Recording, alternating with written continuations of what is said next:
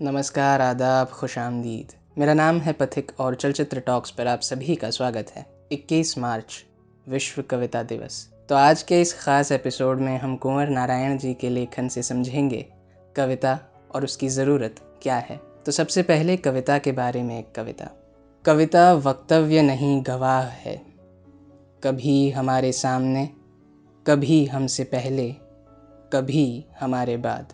कोई चाहे भी तो रोक नहीं सकता भाषा में उसका बयान, जिसका पूरा मतलब है सच्चाई, जिसकी पूरी कोशिश है बेहतर इंसान।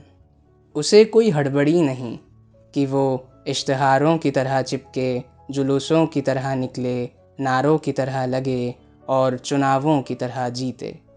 वो आदमी की भाषा में कहीं किसी तरह ज़िंदा रहे बस। कविता आदमी की भाषा में कहीं किसी तरह ज़िंदा रहे बस। जब हम ये समझे कि कविता क्या है, तो अब उसकी ज़रूरत को भी देख लेते हैं। बहुत कुछ दे सकती है कविता, क्योंकि बहुत कुछ हो सकती है कविता।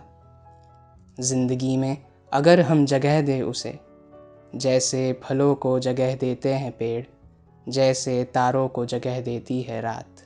हम बचाए रख सकते हैं उसके लिए अपने अंदर कहीं ऐसा एक कोना, जहाँ ज़मीन और आसमान, जहाँ आदमी और भगवान के बीच दूरी कम से कम हो। वैसे कोई चाहे तो जी सकता है एक नितांत कविता रहित ज़िंदगी, कर सकता है कविता रहित प्रेम।